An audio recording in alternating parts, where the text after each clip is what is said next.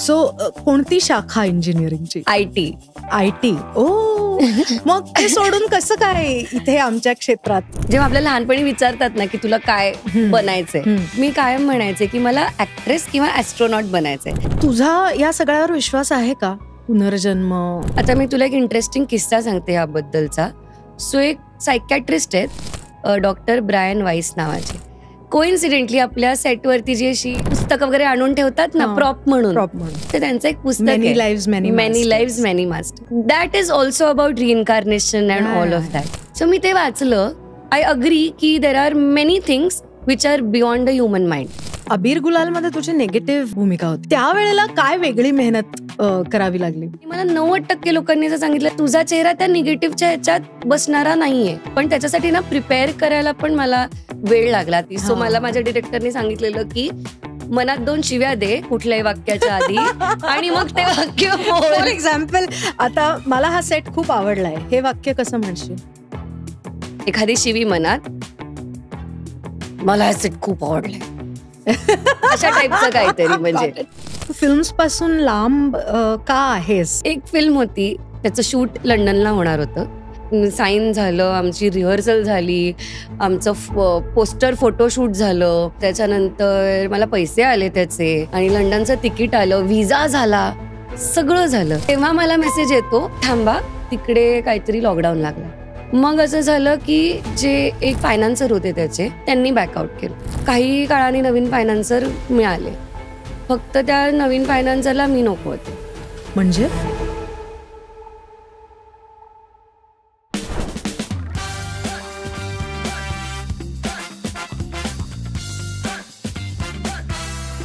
हाय, मी रीमा सदाशिव अमरापूरकर आणि मुक्काम पोस्ट मनोरंजन मध्ये आज आपल्या बरोबर आलेली आहे Isha. The reason I am calling her Isha is because की तिची जी पहिली सिरियल होती ना, त्यांनी ती घराघरात पोचली आणि प्रत्येक आईला असं वाटायचं की आपली मुलगी अशी असावी, प्रत्येक बहिणीला असं वाटायचं आपली बहीण अशी असावी. असं कॅरेक्टर तिने त्याच्यामध्ये प्ले केलेलं होतं. अर्थात मी बोलतेय गायत्री दातार बद्दल. Hi Gayatri. Hi, how are you doing? I am doing good. तू कशी आहेस? मी पण मस्त. ओके. सो गायत्री, मला सगळ्यात आधी तू हे सांग की मला असं लिटल बर्डी टोल्ड मी की ऍक्च्युली तुझं शिक्षण हे इंजिनिअरिंग मधलं झालेलं आहे. येस. सो कोणती शाखा इंजिनिअरिंगची? IT. ओ मग IT इतकं तिथे किती स्थैर्य असतं आणि यू गेट सच गुड मनी. ते सोडून कसं काय इथे आमच्या क्षेत्रात? कारण मला खरं तर लहानपणी, जेव्हा आपल्याला लहानपणी विचारतात ना की तुला काय बनायचंय, तर मी कायम म्हणायचे की मला ऍक्ट्रेस किंवा ॲस्ट्रोनॉट बनायचंय. ते तेव्हा ते नाही का असं खूप चालू होतं. बरोबर. आणि सुनीता विल्यम्स वगैरे ते सगळं असं बघितलं होतं काय काय, त्याच्यामुळे ॲस्ट्रोनॉट आणि ऍक्ट्रेस काय माहिती का मला वाटायचं. असं काय मी कुठे काम केलं होतं किंवा काय असं काही नाही.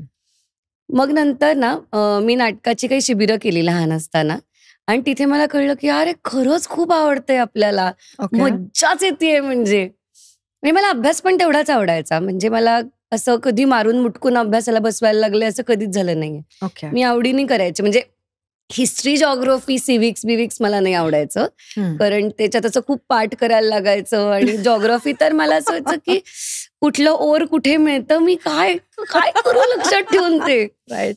तर एनिवे, तर अभ्यासातही मी चांगली होते. सायन्स मॅथ्समध्ये चांगली होते, लँग्वेजेसमध्ये चांगली होते आणि मला हे पण सगळं खूप आवडायचं. ऍट द सेम टाइम मी बास्केटबॉलही खेळायचे. मी महाराष्ट्राच्या टीम मध्ये होते बास्केटबॉलच्या. म्हणजे मला बॉल म्हणून नाही वापरायचे माझी उंची बघता. पण मी I was actually going to ask you about it, पण ठीक आहे. तर सो तिथपासून मला ती गोडी लागली आणि इव्हेंच्युअली मला वाटायला लागलं की मला ऍक्ट्रेसच बनायचंय. Okay. But coming from a very educational family, म्हणजे माझी आई बायोटेक्नॉलॉजीमध्ये PhD आहे, माझे वडील कॅप्टन आहेत मर्चंट नेव्हीमध्ये आणि सगळेच एक डॉक्टर, इंजिनियर, लॉयर असे असल्यामुळे nobody wanted me to get into this professionally, की ऍक्टिंग वगैरे प्रोफेशनली करू नकोस. म्हणजे काय म्हणतात, हॉबी म्हणून कर, हवं असेल तर आवड म्हणून कर, पण प्रोफेशनली करू नकोस. कारण आपल्याला काहीच माहिती नाही त्यातलं, आपण कोणालाच ओळखत नाही, त्याच्यासाठी काय करावं लागतं हे आपल्याला माहिती नाही. वर पुन्हा जेव्हा आपण बाहेरून ऐकतो तेव्हा बऱ्याच वेगवेगळ्या गोष्टी ऐकायला मिळतात. येस, आई वडिलांना तर जास्तच ऐकायला मिळतं. हा, एक्झॅक्टली. आणि त्याच्यामुळे एक तसंच परसेप्शन बनतं या सगळ्या Of फील्डबद्दलचं. course. हो. आणि दुसरं म्हणजे की तुला जसं तू म्हणालीस की एक स्टेबल इन्कम असतं ह्या म्हणजे नॉर्मल कुठल्याही जॉब नोकरी हे करण्यामध्ये, तसं आपल्या इकडे नसतं की असेलच असं नाही. राईट. तर आई वडिलांचं तेच म्हणणं होतं की तुला एवढं अनस्टेबल कशाला हवंय, मग तू एक आपलं शिक्षण घे आणि मग जॉब कर आणि मग साईड बाय साईड छोटं मोठं थिएटर केलंस, कुठे एखादी ऍड केलीस, दॅट इज फाईन. पण मला तर ते नव्हतं करायचं. पण आईबाबांचं मन राखायला म्हणून मी त्यांच्या मनासारखं शिक्षण घेतलं आणि मग म्हणलं आता मला माझ्या मनाचं करू दे. मग मी ठरवलं होतं की 1 वर्षभर मी ऑडिशन्स देणार, खूप ऑडिशन देणार, जो मिळेल त्या रोलची मी ऑडिशन देणार. त्यात काही घडलं, मला काही कुठलाही जरी रोल मिळाला तरी मला कळेल की मे बी मला येतंय. तो करून बघून मग मी ठरवणार होते की आता पुढे सुद्धा हेच करायचंय का पुढचं मास्टर्स बिस्टर्स करायला आपण बाहेर मग जायचं. किती ऑडिशन्स दिल्यास त्या काळात? I don't even remember. Auditions दिल्या. म्हणजे ते असं जे टिपिकल असतं ते उठायचं, आरामनगरला जायचं, तिथे सगळे ऑडिशन. पण मी पुण्यातूनच द्यायचे. पुण्यातूनच द्यायचे. ओके. तर मराठीच्याच बेसिकली, तेव्हा काय हिंदी बिंदी, तर पुणेरी लोकांचं हिंदी कसं असतं तसं माझं हिंदी होतं. ओके. तर हिंदीचा तर काही प्रश्न नव्हता. मराठीच्या खूप खूप ऑडिशन्स, म्हणजे काय म्हणतात, एका दिवसाच्या कॅरेक्टर पासून ते लीड पर्यंत सगळे ऑडिशन दिल्यात मी. सो ते ऑडिशन देता फायनली मला असंच एका फ्रेंड थ्रू एक देवा शपथ नावाची सिरियल चालू होती. ओके. वरती आय गेस. तर त्याच्यामध्ये एक लक्ष्मीचा रोलसाठी कोणीतरी एक मुलगी हवी होती, अशी दिसणारी. तर मग मला विचारलं होतं त्याच्यासाठी. लक्ष्मी म्हणजे देवी लक्ष्मी? लक्ष्मी देवीच्या रोलसाठी विचारलं होतं. आणि आय वॉज लाईक ओके, काही हरकत नाही. आणि मी ऑडिशन दिली आणि ते म्हणजे उद्यापासून यायचंय.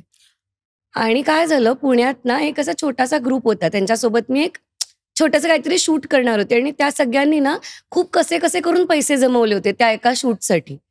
तर मला असं झालं की मी आत्ता संध्याकाळी त्यांना हे सांगणं कितीही माझ्यासाठी मोठी अपॉर्च्युनिटी असली तरी हे खूप चुकीचं आहे. म्हणजे कारण मी बघितलं होतं की त्यांनी कसे पैसे जमवलेत ते करण्यासाठी. ते बाहेर कधीच आलं नाही, ही वेगळी गोष्ट. पण मला तेव्हा ते एथिकली रॉंग वाटलं. सो मी त्यांना म्हणलं की आय एम रिअली सॉरी, असं आहे, पण नेक्स्ट टाइम काही असेल तर मला नक्की सांगा. कट टू अजून काही महिन्यांनी मला त्यांचा पुन्हा फोन आला की अशी एक सिरियल करतोय आम्ही वरती. तर ह्यावेळेस तू बिझी नाही आहेस ना? म्हणलं मी नाही आहे बिझी. मग त्याची ऑडिशन दिली आणि finally that audition worked out आणि मग तुला पाहते रे झालं. कारण आय थिंक तुला पाहते रे मध्ये कास्ट पण सगळी पुण्याचीच जास्त. हो, बऱ्यापैकी. Mistaken, right? बऱ्यापैकी. सो त्या सिरियलच्या बाबतीत मला एक खूप असं जे मला खूप आवडलं होतं त्या सिरियलचं, ते म्हणजे फार रिअलिस्टिक कॅरेक्टर्स होते त्याच्यातले. द कॅरेक्टर्स वर क्वाईट रिअलिस्टिक आणि ऍक्टिंग सुद्धा तशी होती. म्हणजे it was not a typical serial acting, असं मी म्हणेन. सो कसा होता ग तो एक्सपिरियन्स? गार्गी फुले एकीकडे, सुबोध भावे एकीकडे आणि basically Subodh Bhave. So how was it working with him? It was really, मी हे कायम म्हणते की फक्त बोलायचं म्हणून मी हे नाही म्हणत आहे, but it was a wonderful experience working with him. कारण एकतर तो एवढा मोठा स्टार आहे, तो ऍक्टर भारी आहे, मी त्याला पावती द्यायची माझी लायकी नाही. पण अपार्ट फ्रॉम दॅट ना, तो माणूस म्हणून खूप कमाल आहे यार. खूप खूप खूप मस्त आहे तो. त्याच्याबरोबर काम करताना मला असं कधीच त्यांनी वाटू दिलं नाही की ही कोणीतरी नवीन आहे, हिला मला ऍक्च्युली काहीच यायचं नाही. मला लाईटही नाही घेता यायचा. दुसऱ्यांचं लाईट मी ब्लॉक करायचे, कारण मला माहीतच नव्हतं ना की कुठे उभं राहायचं, काय करायचं, काय नाही. किंवा मार्कवरही मला सुरुवातीचे काही दिवस येता येत नव्हतं. मी शिकले पटापट, पण असं कोणी मला फील नाही करून दिलं. इव्हन गार्गीताईंनी किंवा सुबोध दादानी, अभिज्ञा पण तेवढी एक्सपिरियन्स्ड होती. बरोबर. कोणीच मला असं फील होऊ दिलं नाही की अरे हिला काय येत नाही बरं काय, हिला कशाला घेतलंय.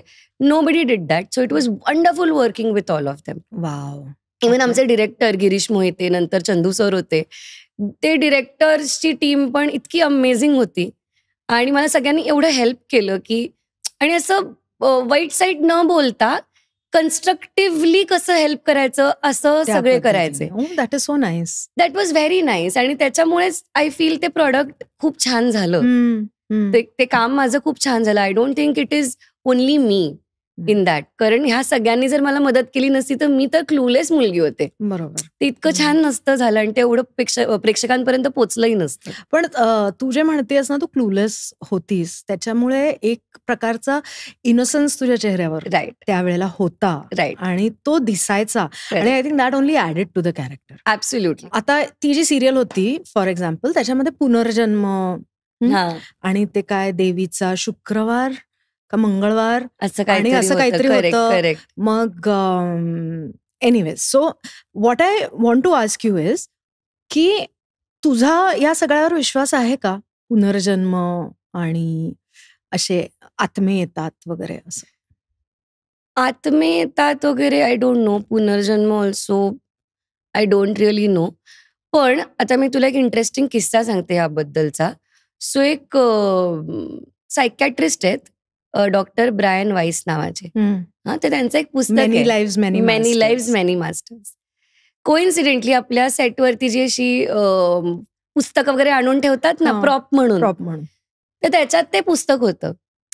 आणि that is also about reincarnation and all of that. Past life आणि how he used to not believe it. आणि मग ती पेशंट आली आणि बरोबर सगळं. सो मी ते वाचलं आणि मला ऍक्च्युली असं झालं की यार हा एवढा डॉक्टर माणूस हे म्हणतोय. बाकी आपल्या स्पिरिच्युअल ह्याच्यात तर म्हणतातच की असं आहे. तर असेल यार खरं. म्हणजे असेल. You never know. Because I agree की there are many things which are beyond the human mind. Okay. Beyond our understanding. म्हणजे आपल्यासारख्या बेसिक लोकांच्या तरी अंडरस्टँडिंगच्या पलीकडच्या बऱ्याच गोष्टी आहेत या युनिव्हर्समध्ये. किंवा अजून आपल्याला त्याचा शोध लागला नाही. May be this is one of it. या राईट. सो बरोबर. पण मग हाऊ डू यू एक्सप्लेन की तू जेव्हा लहान होतीस तेव्हा सुबोध कडून तुला बक्षीस मिळालं होतं ऍक्टिंगचं आणि तू पुढे जाऊन जेव्हा सुरुवात केलीस कामाची तेव्हा पण it was with Subodh. I know it is. म्हणजे फिल्मीच झालं ना खूप. म्हणजे you start believing in faith असं झालं. ऍब्सोल्युटली. की म्हणजे मॅनिफेस्टेशन लेवल 3000 झाली. की एवढं कसं असं होऊ शकतं की कधीतरी मी लहानपणी म्हणले की मला तुझ्यासोबत काम करायचंय आणि माझं पहिलं प्रोजेक्ट त्याच्या अपोजिट असावं. म्हणजे हे I still have no words for it. की असं कसं होऊ शकतं. I don't know. Maybe ते लिहिलेलं असेल किंवा काय माहित नाही. मी तेवढं स्ट्रॉंगली मॅनिफेस्ट केलं असेल. काय म्हणत सबकॉन्शियसली झालं असेल माझ्याकडनं ते. पण झालं यार. I don't know how. पण गुड झालं. मला सांग की जर हे तुझं एका वर्षात नसतं झालं ऑडिशन तर तू काय करणार होतीस? तर मी परत आपलं एक इंजिनिअरिंग आणि मग मास्टर्स आणि मग जॉब. म्हणजे मला ते सगळं आवडत नव्हतं असं नाहीच आहे ना. राईट. मला हे जास्त आवडत होतं. मला इथे जास्त अलाइव्ह वाटत होतं. म्हणून मला हे करून बघायचं होतं. तरी मी तुला सांगते आय वॉज दिस ओपन की आपण एक काम करून बघूया. कारण काय आहे ना आपल्याला ज्याच्यातलं माहिती नाही तर दुरून सगळं छान वाटतं. ऍक्च्युली करायला लागल्यावरती ते खरंच आवडेल का नाही, झेपेल का नाही हे मला माहित नव्हतं. बरोबर. सो असंही एक मनात होतं की करून बघूया आपण. त्याच्यानंतर आपण डिसिजन घेऊया की खरंच आयुष्यभर आपल्याला हेच करायचं आहे का. हो वाव. म्हणजे तोपर्यंतही you had kept your options open. हो. कारण ऑप्शन्स ओपन पेक्षा जर ऍक्च्युली गेल्यावरती नाही मला झेपलं तर कारण माझ्याकडे काही ऍक्टिंग ट्रेनिंग नाहीये कुठलं. राईट. मी कुठून शिकून नाही आली. सो मला ते झेपायला पण पाहिजे ना. बरोबर. मला ते झेपलंच नाही तर ते करून काही फायदा नाही. म्हणजे काही उपयोग नाही. मला येत नसेल किंवा माझ्यामुळे अजून सगळ्या युनिटला त्रास होणार असेल तर ते करून काही उपयोग नाही. बरोबर. So that is why I was open की हे नाही तर मग आपण काहीतरी वेगळं करूया. सो तू ते दार ओपन ठेवलेलं होतंस. येस. पण मग ते दार बंद कधी केलंस की नाही हेच आता आपल्याला करायचंय असं कधी ठरवलं? ड्युरिंग तुला पाहते. बर. कारण मला इतकी मज्जा यायची ना. एकतर 13-14 तास मी काम करू शकेन हे मला वाटलंच नव्हतं आणि मी ते एन्जॉयही करू शकेन. मला फार मजा येत होती तेव्हा आणि अजूनही येते. म्हणजे असं मला कधीच वाटत नाही की अरे यार केवढं किती तास शूट चाललंय असं मला कधीच वाटत नाही. पण तेव्हा माझ्यामध्ये काहीतरी तो स्विच झाला की नाही ओके आपण हे करू शकतो आणि प्रेक्षकांचे जी दाद मिळाली मला, जे रिॲक्शन्स मिळाले, जे प्रेम मिळालं, त्यामुळे माझा अजून थोडासा कॉन्फिडन्स बूस्ट झाला की ओके आपण हे करू शकतो. पण तेव्हाही मला वाटायचं की आत्ता आपल्याला हे सगळं प्रेम वगैरे मिळतंय प्रेक्षकांचं आणि जसं तू म्हणलीस की तो इनोसन्स आहे, तो वर्क होतोय, पण नॉट नेसेसरीली एव्हरी कॅरेक्टर मला मी आहे तशी मिळणार आहे पुढे जाऊन. सो मला तेव्हाही कळायचं की माझ्या ऍक्टिंगवरती मला कधी ना कधी पुढे जाऊन काम करावं लागणार आहे. Of course you learn on the job. म्हणजे तेव्हा जशी होते तशी मी पुढच्या प्रोजेक्टलाही नव्हते किंवा ते प्रोजेक्ट संपेपर्यंतही नव्हते, आपण कोणीच नसतो. पण ते ट्रेनिंग मला घ्यायला पाहिजे हे मला तेव्हा पण जाणवत होतं की किती ती मालिका फेमस असली, किती हिट असली तरी आपल्याला आतून कळत असतं ना की आपल्याला हे करायचंय, पण हे आपल्याला कसं इमोट करायचं हे कळत नाही. असं व्हायचं माझं तेव्हा. पण ते इनोसन्स असल्यामुळे ते चालून जायचं. पण मग अबीर गुलाल मध्ये तुझी निगेटिव्ह भूमिका होती, like you rightly had predicted, बरोबर, की दरवेळेला हे असंच कॅरेक्टर मिळेल असं काही नाही. सो मग त्यावेळेला काय वेगळी मेहनत करावी लागली? आधी ती भूमिका मिळवण्यासाठी मला खूप मेहनत करायला लागली, कारण ईशाच्या इमेज मधून मला कोणीच दुसऱ्या प्रकारचं काम देईच ना त्याच्यानंतर. आणि ना मला खूप खूप जास्त इच्छा होती एकदा तरी निगेटिव्ह किंवा ग्रे शेडची भूमिका करायची. आणि मी सगळ्यांना सांगितलं होतं की मला प्लीज निगेटिव्हसाठी फोन करा, मला प्लीज निगेटिव्ह असेल तर सांगा, माझी ऑडिशन तरी घ्या. आणि मला 90% लोकांनी असं सांगितलेलं, अगं तुझा चेहरा असा आहे तर असं नाही तू वाटू शकत निगेटिव्ह, त्याला एक सर्टन असे शार्प फीचर्स, असे डोळे, हे सगळं लागतं, तर तुझा चेहरा त्या निगेटिव्हच्या ह्याच्यात बसणारा नाहीये. त्यात तुझं आधीचं जे काय तू केलंयस कॉमेडी आणि हे सगळं ते, त्यामुळे तू बसतच नाहीस त्याच्यात. मी म्हणलं तरी पण एकदा माझी ऑडिशन घ्या. असं मी खूप मागे लागले होते. ओके. फायनली मला सुगंधाताईंचा फोन आला मधून की तू म्हणतेस तर आता आपण असं करतोय प्रोजेक्ट, तर तुला करायचंय का? म्हणलं हा काय प्रश्न आहे, म्हटलं मला करायचंय, मला निगेटिव्ह करायचंच आहे. राईट. आणि त्याच्यानंतर शुभ्रा मला मिळाली आणि मला फार मजा आली शुभ्रा करताना. म्हणजे it was completely opposite of everything I had done till then. म्हणजे त्याच्या आधी सगळं क्यूट क्यूट क्यूट क्यूट आणि ह्याच्यात म्हणजे एकदम फुल राडे रोज. पण इट वॉज फन. आणि पण त्याच्यासाठी ना प्रिपेअर करायला पण मला काय म्हणतात वेळ लागला. आता माझा आवाज बघशील तर तो ना असा हस्की आहे, पण ह्याच्या आवाजात सुद्धा जर मी ओरडले एकदम तर तो हे होतो, काय म्हणतात, चिरकतो. सो मला एक वेगळा आवाज लावायला लागत होता शुभ्रासाठी. जेव्हा ती ओरडून बोलायची तेव्हा मला तो आवाज एक डेव्हलप करायला लागला की कशा प्रकारे मी ते बोललं पाहिजे. परत तो एक गोडवा नाही आला पाहिजे चेहऱ्यावरती. सो मला माझ्या डिरेक्टरने सांगितलेलं की मनात 2 शिव्या दे कुठल्याही वाक्याच्या आधी आणि मग ते वाक्य. फॉर एक्झाम्पल, आता मला हा सेट खूप आवडलाय, हे वाक्य कसं म्हणशील? एखादी शिवी मनात, मला हा सेट खूप आवडलाय, अशा टाईपचं काहीतरी. म्हणजे तर मला हा सेट खूप आवडलाय, कशी माजुरडी पण होती. तर एक मनात 2 शिव्या दे आणि बोल. समोरचा किती मूर्ख आहे हेच मनात आण सतत. अजिबात रिस्पेक्ट मनात ठेवू नकोस, तेव्हा कुठेतरी ते तुझ्या चेहऱ्यावरती आणि आवाजात दिसणार. मी जे नेगेटिव्ह कॅरेक्टर्स करतात त्या सगळ्यांना विचारते की 12-14 तास त्या ह्याच्यात आपण राहतो त्या मोडमध्ये, त्याच्यानंतर स्विच ऑफ होताना त्रास नाही होत का ग? नाही होत. की म्हणजे घरी गेल्यावर असं शिव्या दे असं होतं का कधी? असं झालं का कधी? राहत असं नाही झालं, थँक गॉड. काय शुभ्राला ना माहितीये लुकसाठी पण खूप कष्ट घेतले होते त्यांनी. कारण अशी खूप साधी बिचारी दिसत होते मी. बरोबर. तर मग लेन्सेस लावा, लॅशेस लावा, काय म्हणतात विग लावा, केस कलर करा, असं सगळं एकदम खूप काय काय केलं होतं. आणि मी पहिल्यांदाच असं एवढं काय काय करून मी सिरियल करत होते. बरोबर. तर ते रेडी व्हायलाही वेळ लागायचा. नंतर ते त्यामुळे पण आय फील ते हेल्प झालं की जसं जसं एक एक गोष्ट निघायची तशी तशी शुभ्रा पण निघायची माझ्या अंगातनं. गुड. मग नॉर्मल गायत्री व्हायची. अगं, आणि तू एकीकडे म्हणतेस की तुला ऍक्टिंग शिकायला पाहिजे ह्याचा तुला अवेअरनेस आलेला होता, पण तू चला हवा येऊ द्या पण केलंस. हो. आणि आय डोंट थिंक जर तुम्हाला ऍक्टिंग येत नसेल तर तिथे तुम्हाला ऍक्टिंग करता येते. इन द सेन्स की चला हवा येऊ द्या आणि आता जो आहे शो तो हो they are basically litmus test की ही व्यक्ती Yes. ऍक्टिंग करू शकते की नाही. येस सो ते तू केलंस. How was that experience? तर 1.5 वर्ष केलं मी हवा येऊ द्या आणि it was one of the most wonderful experiences. म्हणजे मला फार शिकायला मिळालं ते करताना आणि कॉमेडी करणं अजिबात सोपं नाहीये. अजिबातच नाही. अजिबात सोपं नाहीये.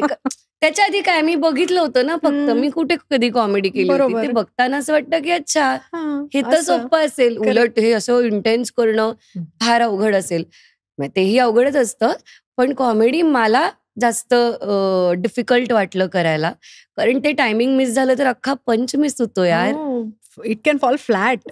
हा म्हणजे फ्लॅट पूर्णपणे. जातो, पण मग समोरच्याची मेहनत वाया, सगळ्यांची मेहनत वाया, लेखकाची मेहनत वाया. मला एक तर खूप शिकायला मिळालं तिथेही. मला खूप सगळेच ती टीम खूप छान होती, व्हेरी कोऑपरेटिव्ह. आणि काय म्हणतात, एक जे ॲटमॉस्फिअर असायचं ना तिथे, ते इतकं बाप असायचं. कायम हसत खेळत धिंगाणा मस्तीत करत करत आम्ही शूट करायचो. ओके. त्यामुळे it was an amazing experience. Actually one of my favourite projects till now, जिथे मला खूप मज्जा आली आहे, म्हणजे मनापासून मज्जा आली आहे. एकदाही असं झालं नाही की मला खूप स्ट्रेस आलाय, यार असं जमत नाहीये. जमत नाही. खूप मजा करत करत ते शूट केलंय. किती छान. खरंच, मस्ट हॅव खरंच. Been really wonderful. Very wonderful. So if you were given a chance की आता तू तुझं चूज करू शकतेस, हा तुला पहिलं कॅरेक्टर कोणतं प्ले करायचंय, ओके. सो ईशा का शुभ्रा का हवा येऊ द्या? ईशाच. ईशाच. येस. का ग? कारण तेव्हा ना मला मे बी हवायुदा जमलं नसतं. प्रॉब्लेम. तेव्हा नसतं जमलं. तेव्हा ईशा मला जमली कारण ती बऱ्यापैकी काही काही गोष्टी माझ्यासारख्या होत्या. मला त्याच्यात फार काही म्हणजे करायचं होतं, पण ते नकळत घडून गेलं माझ्याकडनं. हे टायमिंग बिमिंग आणि हे सगळं मला तेव्हा नसतं जमलं. राईट. सो ते हळूहळू करत जसा माझा कॉन्फिडन्स आला तसं ह्या सगळ्या गोष्टी हळूहळू मिळायला लागल्या मला, की ओके हेही येतंय, हेही आपण करून बघूया. जसं एक युवा डान्सिंग क्वीन नावाचा मी शो केला होता, हो. ज्याच्यामध्ये मी आधी कंटेस्टंट म्हणून होते आणि नंतर त्याच सेम शो मध्ये मी अँकर म्हणून गेले बर. एलिमिनेट झाल्यानंतर. हा.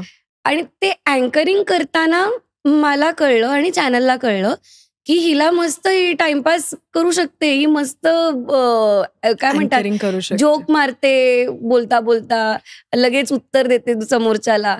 सो मे बी हिला आपण हवायुद्यामध्ये घेऊन बघूया का. सो मग तेव्हा लेडीज जिंदाबाद नावाचा सीझन सुरू चालू झाला. झालेला. तो काही पुढे झाला नाही, पण मग मी राहिले त्या टीम सोबत. ते म्हणले तू थांब, तुला करायचंय ना, मग तू थांब. आणि मला जेन्युनली हवायुद्या करायचं होतं आणि त्यामुळे मला फार मजा शिकायला आली. पण खूप मिळालं असेल खूप ना शिकायला मिळालं मला, खरंच सांगते. आणि तिथे? कारण काय असतं ना, तुम्ही ज्या माणसांबरोबर काम करता, सगळी अख्खी टीम ना, ते पण खूप महत्वाचं असतं तुम्ही कसे घडता ऍक्टर म्हणून.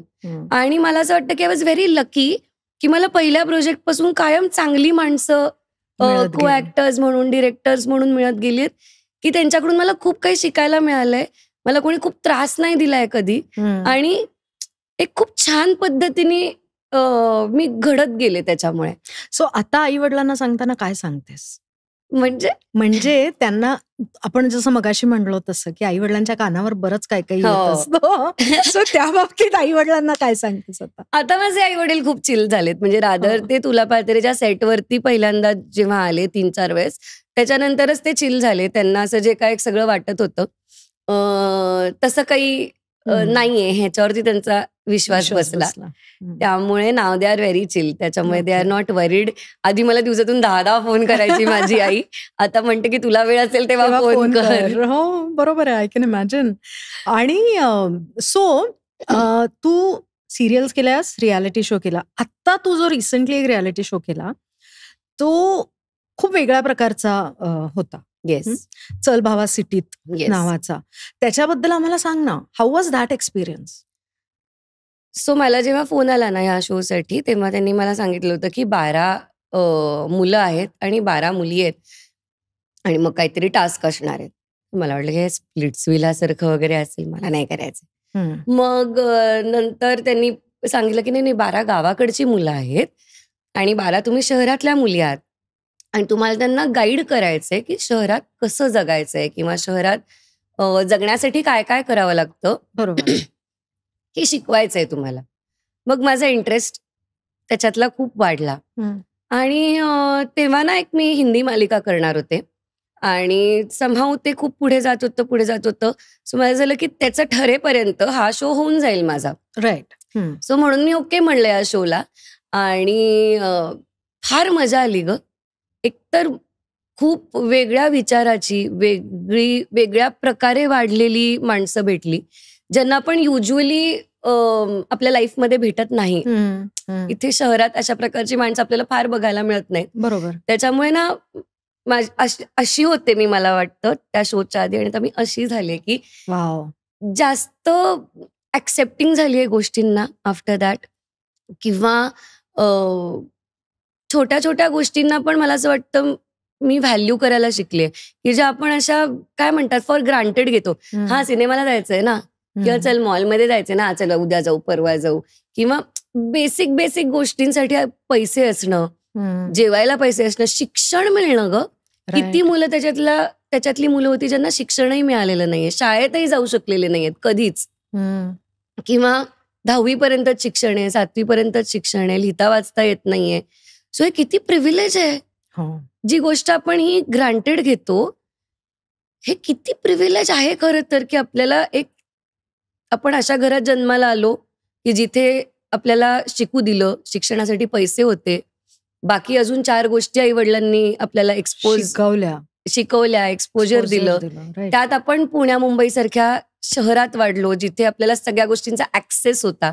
खरं. ही मुलं इतकी टॅलेंटेड आहेत, खरंच सांगते, त्याच्यातली सगळी मुलं इतकी टॅलेंटेड आहेत. फक्त द डिफरन्स बिटवीन देम आणि अस इज की त्यांच्याकडे ऍक्सेस नाहीये. आणि इट मॅटर्स अ लॉट. म्हणजे त्याच्यातली जर मुलं शहरात असती ना, तर ती आता खूप काही करत असते ऑलरेडी. म्हणजे ते आता जसे जगतायत तसं त्यांना जगावं नसतं लागलं. खूप टॅलेंटेड, खूप मेहनती आणि खूप सच्ची आहेत ती सगळी मुलं. त्यामुळे मला असं झालं किती फरक पडतो यार. आणि कुठे जन्माला येतो हे कुठे आपल्या हातात असतं. So very true. त्यांच्या हातातली गोष्ट नाहीये ती. पण त्यामुळे असे खूप मला रिव्हिलेशन्स झाले, असं एक बबल बर्स्ट झाल्यासारखं झालं की काय काय लाईफ असतं, किती खूप हार्ड आणि टफ लाईफ असते यार. म्हणजे ती लहान होती सगळी मुलं, 22-23 वर्षाची होती, खूपच लहान होती माझ्यापेक्षा, 25 वर्षाची. पण त्यांची जी मॅच्युरिटी होती किंवा त्यांची जी सिच्युएशन डील करायची पद्धत होती ती खूप हे होती, किंवा ते एवढ्या तेवढ्याने त्यांना लगेच डिस्कम्फर्ट नव्हता होत. जसं आपल्याला एक गोष्ट अशी झाली की यार आज आता असं झालंय की लगेच आपल्याला फर्स्ट वर्ल्ड प्रॉब्लेम्स आपले खूप मोठे वाटायला लागतात. करेक्ट. तर त्यांच्यासमोर असं वाटतं की हे ह्या सिच्युएशनशी एवढ्या चिलमध्ये डील करतात. एक मुलगा होता, तुला सांगते, शत्रुघ्न नावाचा. तर जवळजवळ 6व्या आठवड्यात वगैरे आम्ही गप्पा मारत होतो, तेव्हा त्याच्या आधी त्याने कळूही दिलं नाही. त्याला काहीतरी 2 वर्षाची मुलगी आहे, 1.5 का 2 वर्षाची मुलगी आहे. आणि ह्या शोमध्ये याच्या 4 दिवस आधी ती चहाच्या भांड्यात पडली आणि तिचा चेहरा भाजला. बरं, तो राहतो तो आदिवासी आहे आणि तो एका डोंगरावर राहतो. आणि तिथून तो बाईकवर कित्येक तास तिला हॉस्पिटलला घेऊन गेला. ते सगळं केलं, परत आणून सोडलं आणि सकाळी त्याला शोसाठी निघावं लागलं. आणि शोमध्ये फोन नाही, सो त्याला माहित नाही काय झाले, त्या मुलगी व्यवस्थित आहे नाहीये त्याला माहिती नाही. आणि हे त्यांनी दाखवलं सुद्धा नाही चेहऱ्यावरती किंवा वागण्यामध्ये. 6 आठवडे त्यांनी कळूही दिलं नाही. राईट. माय गॉड. तर अशी होती यार मुलं. म्हणजे त्यामुळे मग it was another level experience. म्हणजे जी चिकाटी आहे ना, एक्झॅक्टली, ती आय थिंक आपण जे शहरात लहानाचे मोठे झालेलो आहोत, आपल्यामध्ये थोडीशी कमी आहे पडते. करेक्ट. आणि another way that I think we learn a lot जेव्हा ग्रामीण भागात जातो, तेव्हा it's just by observation and the way they observe everything, ते ज्या पद्धतीने ऑब्झर्व करतात. सो तुझा जो पार्टनर होता पवन आहे, पवन त्याच्यामध्ये पहिले एक वेगळा होता आणि मग पवन होता. सो त्याच्याशी जो तुझा रॅपो होता, त्याच्यामध्ये अशी एखादी गंमत जम्मत झाली होती का तेव्हा? अरे गमती तर आम्ही खूप करायचो. आणि सो पवनला ना कचरा टाकायची खूप सवय होती, की खाल्लं कचरा टाकला, खाल्लं काही घेतलं की कचरा टाकला खाली. तो त्याच्या गावी आम्ही गेलो होतो तेव्हाही तेच करत होता. तर एका पॉइंटला मी त्याला सांगितलं की असं नको करूस, की कचरा नाही टाकायचा असा खाली, तुझं गाव असू दे नाही तर मुंबई असू दे, नाही पण सगळेच टाकतायत. तर मी म्हटलं पण सगळे टाकतायत म्हणून तूही त्याच्यात अजून कचरा वाढवणार आहेस का? आणि म्हणलं आता तुला लोक तुझ्या गावाकडे एक सेलिब्रिटी म्हणून बघतात, तू जर हे सुरू केलंस कचरा न टाकणं तर 4 मुलं तू नाही टाकत म्हणून टाकणार नाही. बरोबर. तर एकदा असंच आम्ही त्याच्या गावी होतो आणि त्याने असं टाकला कचरा आणि मी असं फक्त बघितलं त्याच्याकडे, सॉरी करून त्यांनी तो उचलला आणि खिशात ठेवला. म्हटलं गुड गुड गुड. आणि अजून पण काही गोष्टी की जसं त्यांनी काय म्हणतात गर्लफ्रेंडला ओरडणं जोरात किंवा मारणं वगैरे अशा गोष्टी तो करायचा. आणि तिथे नॉर्मल पण आहे हे करणं. म्हणजे त्यांच्या तो जिथला आहे तर तो म्हणतो की असं आम्ही करतो त्याच्यात आणि तिलाही काही असं काही एवढं वाटत नाही, आम्ही असं ह्याच्यात करतो. म्हणलं नाही. आणि तो इथेही शो मध्ये काही मुलींवरती ओरडायचा. तर मी म्हटलं की पद्धत असते म्हणलं बोलायची, कितीही झालं तरी तू ओरडायचं नाहीस, तू हे जे मारतोस असं म्हणलंस ना ते नाही करायचं, हे नाही, हे चुकीचं आहे, हे चुकीचं आहे. सो आम्ही खूप त्याला हे सांगितलं. त्याच्यानंतर तो मला म्हणला, ताई मला आता कळलंय, मी ना कोणत्याच मुलीशी असं बोलणार नाही, मला आता ते कळलंय, ते चुकीचं वाटतं, असं नाही बरोबर वाटत ओरडलेलं. तुमच्याशी बोलून आणि तुमच्या सोबत राहून मला कळलंय की हे मी नाही केलं पाहिजे. नाही मला ना कधी कधी खूप राग येतो तेव्हा मी असं करतो, पण मी असं नाही केलं पाहिजे. राईट. तर म्हणलं हे चेंजेस किंवा हे छोट्या छोट्या गोष्टी खूप झाल्या ना यार. मला असं वाटतं की even though he didn't win the show, ह्या 2 गोष्टी जरी तू इथून शिकून गेला असेल तरी खूप झालं. खरंय. मला आणि गंमत या गोष्टीची वाटते की परत एकदा आपण इनोसन्सवर येऊयात, की ही सगळी जी मुलं आलेली होती खूप इनोसेंट होती आणि हा त्यांच्यामध्ये हे होता की नाही हे माझ्यात कमी आहे बरं का बहुतेक, correct, I need to work on it, हा जो अवेअरनेस आपण ज्याला म्हणतो. आणि तुला सांगू का, मी हे ऑब्झर्व केलं, म्हणजे त्याच्यातली काही मुलं थोडीशी शिकलेली होती, ओके, आणि पवन होता त्याला लिहिता वाचता यायचं नाही. ठीक आहे, माझ्या आधीच्या पार्टनरलाही लिहिता वाचता यायचं नाही. तर त्याच्यामुळे ना कॉन्फिडन्स खूप हॅम्पर व्हायचा त्यांचा, की त्यांना वाटायचं की आपल्याला लिहिता वाचता येत नाही म्हणजे आपण काहीतरी कमी होत दुसऱ्यांपेक्षा. तर तो कॉन्फिडन्स द्यायलाच मला खूप वेळ लागला, की नाही आहेस तू कमी, ठीक आहे मी वाचून दाखवते तुला, किंवा इथून बाहेर गेल्यावरती तू शिक ना, युट्यूबवरती फ्री कोर्सेस आहेत, तुला कुठे एनरोल करायचं असेल मला सांग, आपण करूया त्याच्यासाठी पैसे उभे, तुला शिकायचं असेल तर काही प्रॉब्लेम नाही. पण आत्ता तू कमी नको समजूस, त्यांना लिहिता वाचता येतं पण तुझ्यासारखं डुक्कर पकडता येतं का कोणाला? ट्रू. जे तुझं प्रोफेशन आहे, तुला 4 गावात बोलवतात ते करण्यासाठी, तसं त्यांना येत नाही. जे तुला येतं ते तुलाच येतं. बरोबर. सो ते कॉन्फिडन्स चा खूप फरक पडतो शिक्षणामुळे, असं मला कुठेतरी तिथे गेल्यावरती जाणवलं. आणि मग इव्हेंच्युअली त्यांचा कॉन्फिडन्सही वाढला आणि ते त्या ह्याच्या इन्सिक्युरिटीच्या पुढे पण जाताना आम्ही बघितलं की एकदम कॉन्फिडेंटली स्किटबिट करायला लागले होते, रॅप बीप करायला लागली होती ती पोरं.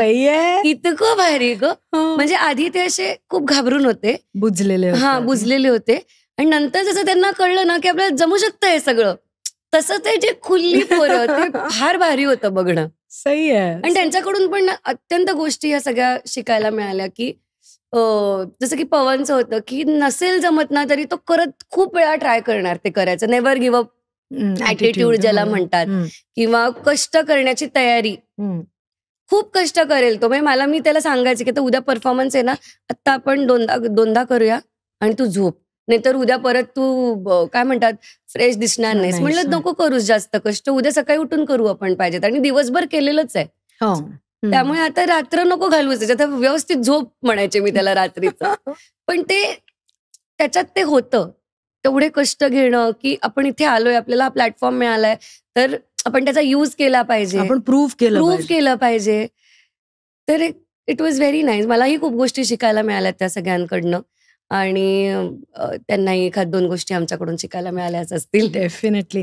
पण मला आता हे सांग, की हा शो होता ज्याच्यामध्ये जे सगळे कंटेस्टंट्स होते आणि तुमच्या बरोबर जे त्या ह्याच्यात होते, ते सगळे नवीन काहीतरी एक्सपिरियन्स करायला करेक्ट, आलेले होते, राईट? आणि ते इनोसंट होते. करेक्ट. ह्याच्या एक्झॅक्टली ऑपोजिट आपण म्हणूयात, की बिग बॉसचा येस. घर असतं, राईट? की ज्याच्यामध्ये सगळे कोणी ना all are achievers in some way or the other आणि ते जास्तीत जास्त दिवस कोण टिकेल ह्यासाठीच आलेले असतात, absolutely. Right? So the stakes are very high correct. त्याच्यातही. सो तो एक्सपिरियन्स कसा होता? बिग बॉस मध्ये ना मी खूप इनोसंट होते. I was Okay. Like these guys जे आले होते आता चल बाबा सिटीत. मी साधारण तेवढी इनोसंट होते बिग बॉस मध्ये.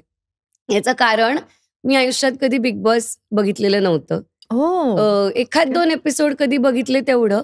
पण काय झालं जेव्हा बिग बॉस चालू झालं ना, तेव्हा माझा इतका बिझी फेज चालू होता आयुष्यातला, की इंजिनिअरिंगच चालू आहे. मग त्याच्यानंतर लगेच तुला पाहते रे. मग त्याच्यात कुठे वेळ होता बघायला. आणि तेव्हा माझ्याकडे मी राहायचे गोरेगावमध्ये 1 BHK मध्ये 5 मुलींसोबत. माझ्याकडे तर टीव्ही पण नव्हता. राईट. सगळं कुठे बघणार?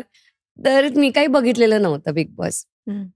तर जेव्हा मला फोन आला तर मी पहिल्यांदा तर नाहीच म्हणाले, की नको बाबा मला तर नाही जमणार हे सगळं काही, मला नाही वाटत किंवा मी लगेचच एलिमिनेट होईन वगैरे. म्हणजे मीटिंगला तरी ये.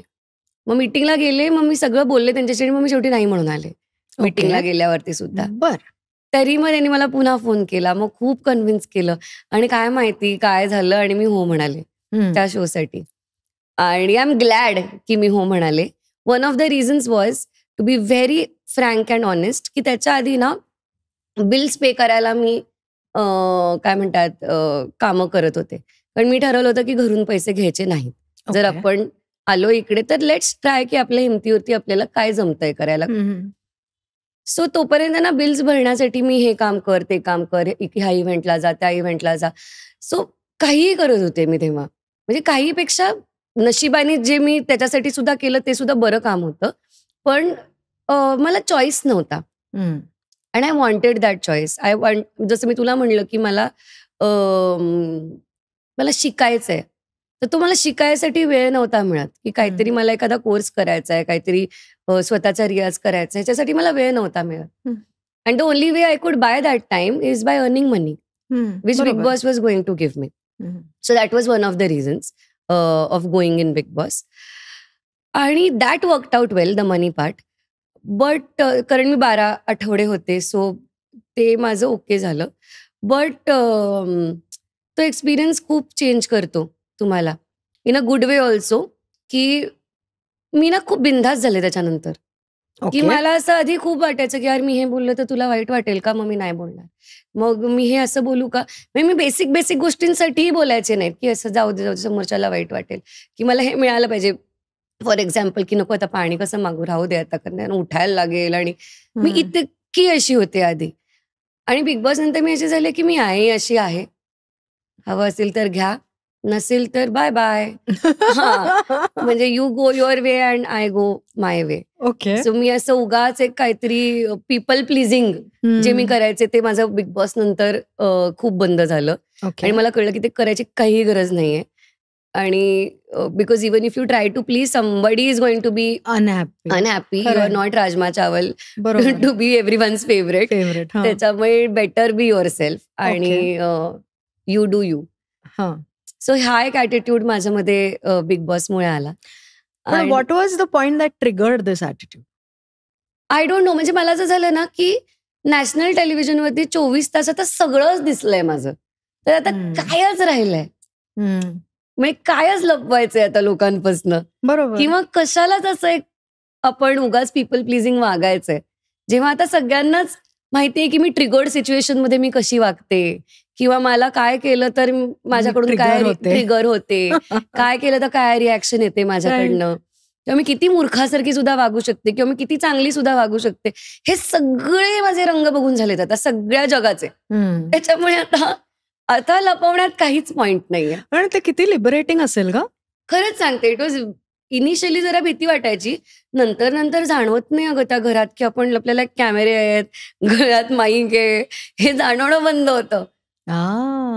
ओके. आणि मग त्याच्यानंतर असं होतं की you start reacting to everything एका पॉइंट नंतर. बरोबर, कारण you are in there without any access to anything outside. आणि तो किती दिवस तुम्ही फसाट ठेवणार? 24 तास तुम्ही फसाट ठेवत असेल तर तुम्हाला ऑस्करच दिला पाहिजे म्हणजे. Actually right. तर एवढं आय डोंट थिंक कोणी ठेवू शकतं की एवढे दिवस सतत एक ऍक्ट मध्ये राहायचं असं नाही होऊ शकत. मला तरी नाही जमलं, पण मी तेवढी प्रिपेअर्डच गेलेले नव्हते तिकडे. मी आपली बघूया काय असतं बिग बॉस, अशी गेलेले मी आतमध्ये. ओके. आणि मला तर वाटलेलं मी पहिल्या 2 आठवड्यातच बाहेर येईन. मला काहीच जमणार नाही. 12 आठवडे टिकली. मी 12 आठवडे राहिले. मला झालं अरे ये क्या हो गया. कोणाशी अगदी विशेष मैत्री झाली तिथे? आतमध्ये असताना जय, उत्कर्ष, मीरा यांच्याशी माझी छान मैत्री होती. उत्कर्ष जयशी अजूनही आहे. विशाल निकमशी बऱ्यापैकी छान, कारण आम्ही ना जवळजवळ राहायचो. आता तो वेगळीकडे शिफ्ट झाला. विशालशी बोलणं होतं मध्ये मध्ये, तृप्तीताईशी बोलणं होतं. दादूच खूप गोड आहेत, खूप गोड आहेत. परवाच मी त्यांना आता नवीन नाटक करते त्याचं पोस्टर पाठवलं ग्रुपवरती, तर थांबलोय वा, खूप खूप कौतुक करतात दादूस. तर दादूशी बोलणं होतं. सुरेखाताईशी बोलणं होतं. असं बोलणं ह्या सगळ्यांशी होत राहतं मध्ये आधी. Okay, great great. पण असं घट्ट झालंय का विचारशील तर तसं कोणाशी नाही, घट्ट नाही झालं. सो म्हणजे ते आपण एक गेम खेळतो आहोत. Correct. Each one for himself और हरसेल्फ. आणि मी ना खूप कॉम्पिटेटिव्ह आहे अगं. मला लुडो खेळताना पण हरायला नाही आवडत. म्हणजे चिडचिड होते की असं होतं माझं लुडो खेळताना. पण तो तिथं you imagine Bigg Boss. I can. Oh god. So मला सांग, तू आता म्हणतेस की साधा लुडो खेळत असलं तरी तुला हरायला आवडत नाही. मग तू जेव्हा बास्केटबॉल खेळत होतीस आणि तेव्हा जर तुझी टीम हरली तर तू काय करायचीस? चिडचिड तर व्हायचीच, पण काय असतं ना, तिथे ग्रुप असतो ना, म्हणजे 10 लोक असतात, 15 लोक असतात, तर कोप करायला इझी जातं टीम सोबत. की काहीतरी खायला गेलो, मग त्याच्यानंतर दाबेलीच खाल्ली किंवा काहीतरी कुठेतरी जे काय आसपास असेल ते खाल्लं, थोडंसं चिल केलं, गप्पा मारल्या की मग ते कमी व्हायचं. तू ऑडिशन्स मध्ये जेव्हा सुरुवातीला तू बऱ्याच ऑडिशन्स दिल्यास, तेव्हा जेव्हा तुझं सिलेक्शन नाही व्हायचं, तेव्हा हे जे होतं तुझं की I don't like to lose, हे तुझ्या मेंटल हेल्थवर कसं काम करत होतं? भाई साब, म्हणजे रिजेक्शन हा एवढा मोठा पार्ट असेल माझ्या आयुष्याचा आहे मला कधीच वाटलं नव्हतं. ओके. इनिशियली खूप वाईट वाटायचं की का नाही म्हणतायत आपल्याला, का नाही म्हणतायत आपल्याला. मग एका पॉइंट नंतर ते वाईट वाटून आपण नम होतो ना, तसं नम झालं की हा ठीक आहे, ते काय नाहीच म्हणणार आहेत तरी देऊन बघूया. कोणी घेणारच नाही आपल्याला, देऊन बघूया ऑडिशन. असं करत करत करत now I have come to a level की ठीक आहे, म्हणजे हार्डवर्क करणं आपल्या हातात आहे, ऑडिशन देणं आपल्या हातात आहे. त्याचं काय होतंय नाही होतंय हे नाहीये माझ्या हातात, आणि तो आउटकम मी नाही कंट्रोल करू शकत. राईट. सो ते मी सोडून दिलंय, असं की जे होईल ते होईल. मी माझे कष्ट पूर्ण करणार, त्याच्या पलीकडे काय होईल is out of my control. Right right. मला एक सांग की तू आता Chinmay Mandlekar is a very respected director. Yes. आणि तू थिएटर मधलं जे तुझं पहिलं प्रोजेक्ट केलंस ते तू त्याच्याबरोबर केलंस. Yes. So Nimma Shimma Rakshas. How was that experience? Nimma Shimma Rakshas was also an amazing experience. कारण पहिल्यांदाच मी असं एवढं थिएटर, आणि आधी मी कधीच थिएटर केलेलं नव्हतं पुण्यात, कारण असं काही फार माझ्या घरून या गोष्टींना सपोर्ट असा नव्हता. म्हणजे आईचं बाबांचं म्हणणं होतं की तू आधी एक मार्गाने शिक्षण घे, मग हे सगळं कर. आणि त्यामुळे मी कधी पुण्यामध्ये हे केलेलं नव्हतं. म्हणजे तू एकांकिकाही केलेला नाही? एकांकिकाही मी केलेल्या नाहीयेत, कारण माझी आई एकदम प्रोफेसर आहे ना, SP कॉलेजमध्ये होती, म्हणजे आता रिटायर झाली. त्याच्यामुळे तिचं म्हणणं असं होतं की मी दरवर्षी बघते एका नाटकाच्या मागे जवळजवळ 100 मुलं असतात. त्याच्यापैकी 3-4 मुलांचं काहीतरी घडतं आणि बाकीच्या मुलांचा ना त्या वर्षी नीट अभ्यास पण होत नाही आणि त्याच्यातही होत नाही. सो ते असे मध्ये हे होतात. तर तू नको तसं करूस, तू अभ्यास कर आणि मग आपण बघूया काय करायचं. तुला हे जे करावं असं वाटतंय त्याचं आपण बघूया. काय करायचं. या रॅशनल आर्ग्युमेंटशी काय करणार आपण? काय करणार आणि एनिवे इररॅशनल जरी वाटत असेल तरी कायच करणार आपण, की नाहीच म्हणतात तर कायच करणार आपण. तर जेव्हा निम्मा चिम्मा राक्षस आलो तर तेव्हा मला तर फार आनंद झाला एकतर, कारण ते इतकं कमाल, त्याच्यात नाच होता, त्याच्यात धावपळ होती, त्याच्यात एक असा लेअर्ड सेट होता, सो त्याच्यावरनं उड्या मारा आहे, ते खूप काय काय होतं त्याच्यामध्ये. There was not one dull moment in the entire play. आणि तेव्हा ना जी लहान मुलं यायची ना समोर डान्स करायला आणि करायला, तेव्हा कळायचं की वाव यार, इथे तर लगेच रिॲक्शन मिळते आपल्याला. म्हणजे सिरियलचं तरी केव्हा शूट झालेलं असतं, मग ते केव्हा दिसतं, मग आपल्याला ते सोशल मीडियावरती कधीतरी त्याच्या रिॲक्शन मिळतात किंवा रस्त्यात कोणी भेटलं तर रिॲक्शन मिळतात. इथे लगेच समोर, आणि ती लहान मुलं म्हणजे आवडलं तर आवडलं, नाही आवडलं तर नाही आवडलं अशी असतात. ते काय सोशल त्यांना प्रेशर नसतं रिॲक्ट व्हायचं किंवा नाही व्हायचं. तर फार मजा आली ते करताना. आणि लाईक यू सेड, चिन्मय दादासोबत काम करायला पण खूप मजा आली. ऍक्च्युली अंकुर वाडवे होता त्याच्यामध्ये, मयुरेश पेम होता. सो हे सुद्धा खूप थिएटर केलेली आणि खूप चांगल्या प्रकारचं काम करणारी माणसं आहेत आणि बाकी पण सगळी टीम. सो मी म्हणते ना, आय वॉज व्हेरी लकी की मला जसे डिरेक्टर्स मिळाले, जे को ऍक्टर्स मिळाले, आय वॉज व्हेरी लकी की मला छानच माणसं मिळत गेली. For that matter Rahul Bhandare म्हणून जे प्रोड्युसर होते त्याचे, ते पण खूप छान होते. आणि तेव्हा माझं अजून 2-3 गोष्टी चालल्या होत्या. ते युवा डान्सिंग क्वीन चाललं होतं, बरेच इव्हेंट्स करत होते मी तेव्हा. सो हे सगळं ऍडजस्ट होऊन जायचं. वाव. म्हणजे तो पिरियड असा होता ना, मी तुला सांगते की जवळजवळ 7 ते 8 महिने हे सगळं एकत्र जेव्हा चालू होतं, तेव्हा मी घरी फक्त बॅग टाकली, आतले कपडे धुवायला टाकले, नवीन घेतले आणि गेले. Only sleep I had was in a cab or in a flight, और जिथे नाटकाची ते पोचल्यावरती तिकडे जाऊन झोपायचं, मधल्या ह्याच्यात झोपायचं. इतकी मी पळत होते तेव्हा, भयानक पळत होते. आणि took a toll on my health also तेव्हा, की खूप अति काम करत होते मी, अति म्हणजे सगळ्यालाच हो म्हणायचे मी तेव्हा, की नको हेही नको सोडायला, तेही नको सोडायला, सगळं करूया आपण एकत्र, जमेल जमेल जमेल करत. पण खूप म्हणजे मग मी सारखं मला तापच येतोय किंवा काय म्हणतात पोटच बिघडतंय, कारण कशाच्याच कुठल्याच वेळा उरल्या नव्हत्या. बरोबर. पण ती एक फेज संपल्यानंतर मी ठरवलं आपण असं नको करूया, पण आपण फायनली पैसे कशासाठी कमवतोय, आपल्याला एन्जॉय करता आले पाहिजेत ते. बरोबर. आपल्याला जर जेवायलाही वेळ नसेल व्यवस्थित, आपण आजारीच पडणार असू तर ते कमवून काही उपयोग नाहीये त्याचा. बरोबर. सो असं परत नाही करायचं मी ठरवलं. पण तुझ्या लक्षात येतंय का की तू नाटक कधीही केलेलं नव्हतंस, राईट? एकांकिका पण केलेल्या नव्हत्यास आणि तू एकदम म्हणजे लोक हळूहळू मास्टर्सचा पेपर देतात, तू एकदम लहान मुलांचं नाटक म्हणजे मास्टर्सचाच पेपर पहिल्या अटेम्प्ट मध्येच देण्याचा प्रयत्न केलास, असं नाही वाटत तुला? काय माहिती. पण आता जे तू नाटक करतेस सिरियल किलर, तोही it also must be very challenging, कारण भाऊ कदम त्याच्यात आहेत मेन कॅरेक्टरमध्ये. सो हे नाटक कसं वाटतंय आता? कारण तू MA चा पेपर दिलेला आहेस मास्टर्सचा ऑलरेडी, आता तू आय थिंक 12वीचा देतेस. नाही, हे नाटक ना खूप वेगळं आहे त्या नाटकापेक्षा. आणि मला इतकं करायला या नाटकात, त्याच्यात ना खूप निम्मा शिम्मा राक्षसमध्ये काय होतं, खूप कॅरेक्टर्स होती.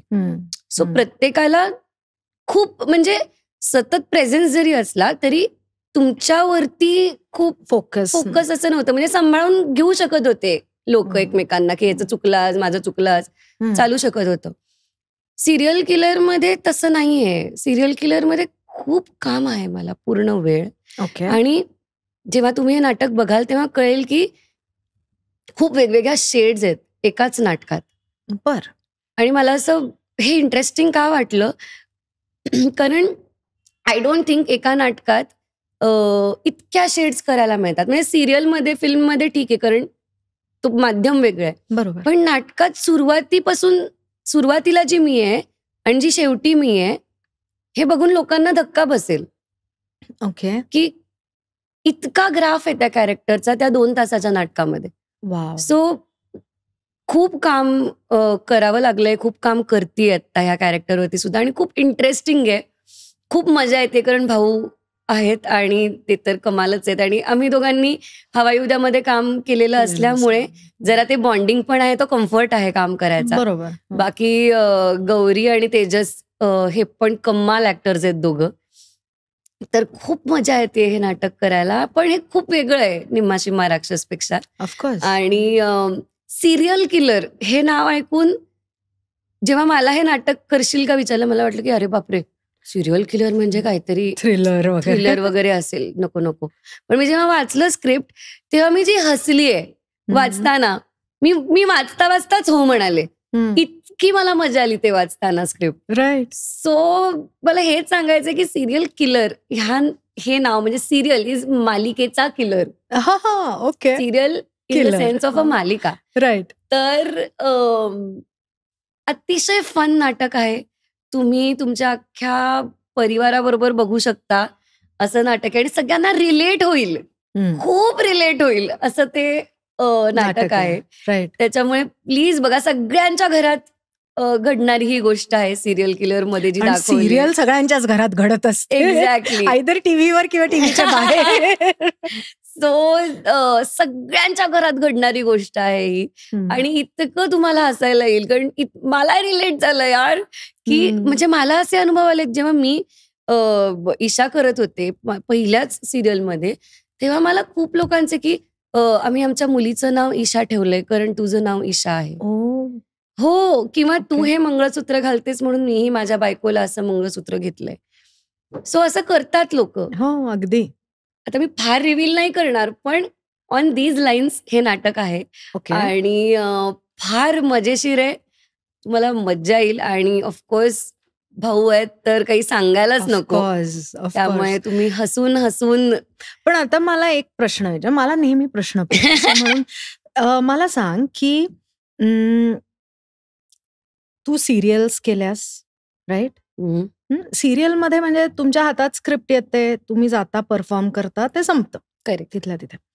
पण नाटकामध्ये तुम्हाला ते सातत्याने करायचं असतं आणि म्हणूनच प्रयोग म्हणतो ना आपण की दरवेळेला तो प्रयोगच असतो. करेक्ट. It's an experiment.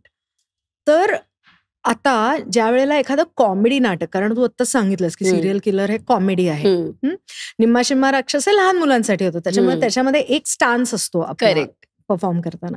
पण आता इथे कॉमेडी आणि ती सुद्धा अंडरस्टेटेड कॉमेडी जशी भाऊ करतात, करेक्ट, तशा धाटणीचं हे कदाचित असेल.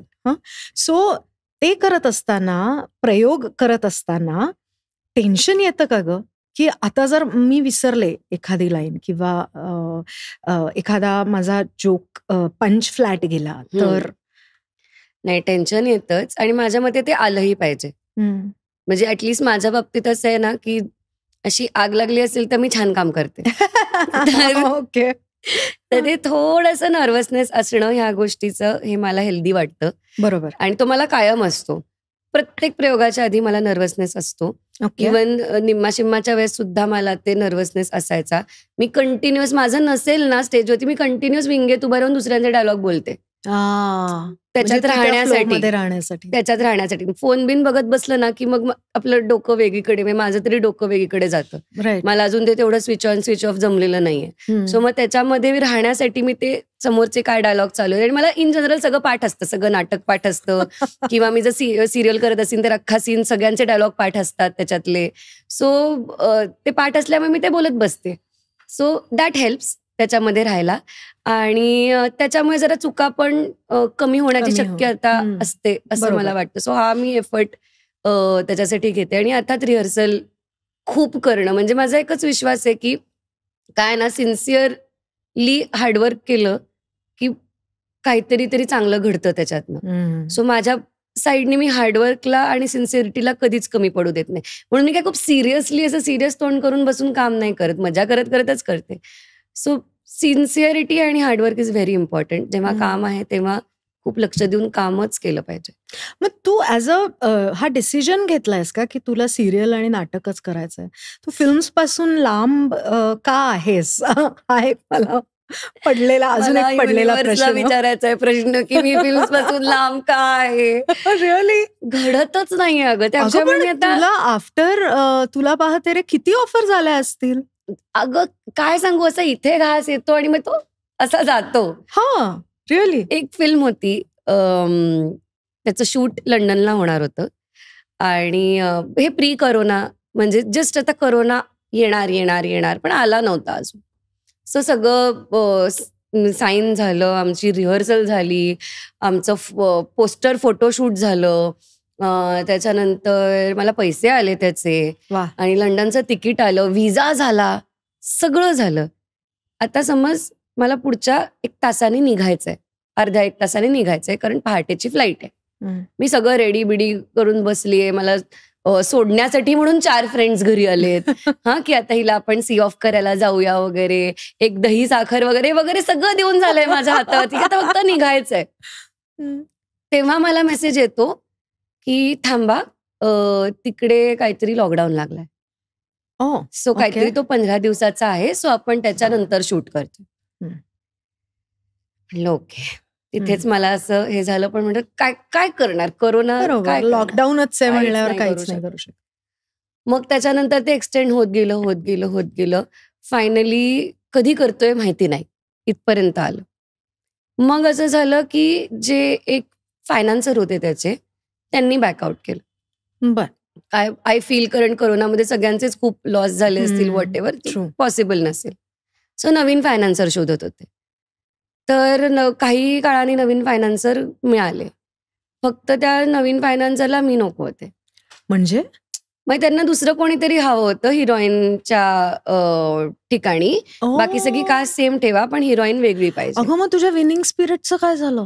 तर मला असं झालं ब्रो की असं कसं होऊ शकतं. तर मला त्या टीम मधल्या सगळ्यांनी सांगितलं की आम्ही खूप समजवायचा प्रयत्न केला, पण असं नाही होते. त्याच्यामुळे we are really really extremely sorry. आम्हालाही नाही आवडत हे करायला, बट आमचेही खूप स्टेक्स ऑलरेडी आम्ही पण इन्व्हेस्ट केले याच्यामध्ये. त्याच्यामुळे ही फिल्म घडणं महत्वाचं आहे आणि वी आर रिअली सॉरी. आणि my world came crashing down. मला असं झालं की कॅन इमॅजिन, माझ्या कुठल्याही, म्हणजे माझ्या कारणामुळे नाही झाली ही गोष्ट की मी कुठे कमी पडलीये किंवा माझं काम नाही आवडलंय किंवा माझे एफर्ट्स कमी पडलेत, ह्याच्यामुळे ही गोष्ट झाली नाहीये. एक काहीतरी एक तिसरी व्यक्ती येते आणि त्याला मी नको असते, त्याला दुसरं कोणीतरी हवं असतं, म्हणून ती फिल्म माझ्या हातून जातीये. आणि माझा जवळजवळ एक 15-20 दिवस, महिना माझा खूप घाण गेलाय त्याच्यामध्ये, because it happen for the first time. तेव्हा आपल्याला खूप वाईट वाटतं, त्याच्यानंतर एवढं काही वाटत नाही. पण तेव्हा मला खूप वाईट वाटलेलं आणि तेव्हा मला असं झालं की हो, असंही होऊ शकतं का, असंही होतं का इकडे, की आपण फार सगळं साईन करून झाल्यावरती आपण चेंज होऊ शकतो. म्हणजे आपण इतके रिप्लेसेबल आहोत. करेक्ट. त्याच्यामुळे आपण एवढं काय स्वतःला महत्व देऊ नये की कधी आपल्याला रिप्लेस करून टाकतील. आपण किती हार्डवर्क केलं, काही केलं तरी ते आपल्या हातात नाहीये शेवटी. देर are many other things people consider. बरोबर. तर तसंच झालंय अगं त्यामुळे फिल्मचं. तर ती पहिल्या फिल्मचं असं झालं. त्याच्यानंतर अजून काही फिल्मचं असंच होतंय की वर्कआउट नाही होते, मग खूप डिले होतोय, मग त्या डिलेमध्ये मी काहीतरी दुसरं घेते, मग तेवढ्यात त्यांना परत आत्ता लगेच शूट करायचं असतं. असं नाही होऊ शकत ना. You have to tell me की मी आता 3 महिने थांबलीये फॉर एक्झाम्पल एका फिल्मसाठी, त्याच्यानंतरही तुम्ही जर शूट स्टार्ट नाही करते आणि तुम्ही मला सांगतही नाहीये की तुम्ही कधी सुरू करणार आहे, तर मला जर 4 कामं येतात तर त्याच्यातलं मी घेणार नाही यार काम. ऑफकोर्स मलाही रिस्पॉन्सिबिलिटीज आहेत. असं नाहीये ना की मी काय घरी बसून राहू शकते, असं नाहीये ना.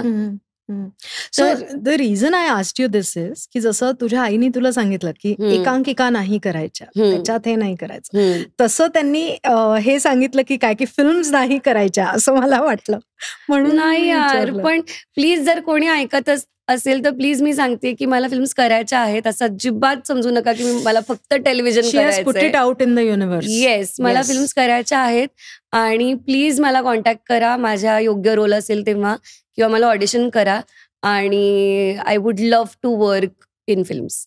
Okay, that's sorted now. Fantastic, it's sorted. So मला आता हे सांग की सिरियल किलर तू म्हणालीस की तू ते वाचतानाच तुला इतकं हसू आलं आणि हे सगळं, आणि रिहर्सल्स पण तुम्ही भरपूर केल्या, राईट? सो मला थोडंसं तुझ्या कॅरेक्टर बद्दल सांग ना. म्हणजे मी हे समजू शकते की तुला खूप डिस्क्लोज नाही करायचंय, पण तरीही तुझ्या कॅरेक्टर बद्दल सांग ना. सो मी एवढंच सांगेन की ते character is an actress. Okay. Okay. आणि ती रील आणि रिअल कशी आहे, अच्छा, हे ते कॅरेक्टर आहे. बर. ओके. आणि ओव्हरऑल ती खूप इंडिपेंडेंट आहे आणि काय म्हणतात, खूप फेमस असते ती, आणि काय म्हणतात, ती स्मार्टही आहे, मॅनिप्युलेटिव्हही आहे. तर अत्यंत वेगवेगळं शेड असलेलं हे कॅरेक्टर आहे. तितकीच ती गोडही आहे. सो असं बरंच काय काय एका कॅरेक्टरमध्ये मला करायला मिळते. Wow, that is so awesome. पण मग तुला ह्याच्यासाठी काही वेगळं अजून तयारी करावी लागली का? You could relate to it? I could relate to it to some extent. त्याच्यामुळे अशी खूप वेगळी तयारीपेक्षाही भाऊंसोबत आपण टायमिंग न चुकता कॉमेडी करायची आहे, ह्याचा जास्त सराव मला करावा लागतोय आणि मी करतेय. कारण त्यांच्या लेवलला आपण मॅच करायचा प्रयत्न करणं, ह्याला खूप कष्ट करावे लागतात. खरं, I am sure. He does it naturally, but मला त्याच्यासाठी खूप हार्डवर्क करायला लागतं. सो ते सध्या काम चालू आहे. पण मग रिहर्सल्स मध्ये कसं असतं? म्हणजे भाऊ कसे असतात आणि तुमचं नेमकं कसं रिहर्सल चालते? भाऊ मस्त आहेत आणि व्हेरी कोऑपरेटिव्ह, आणि त्यांचे इनपुट्स पण खूप छान असतात त्या वेळेस रिहर्सल करताना, की इथे हे करून बघ, इथे हे आपण चेंज करूया का, आणि किंवा मीही काही इनपुट दिला तर तेही ते ट्राय आउट करायला ओपन असतात, द भाऊ कदम असून सुद्धा.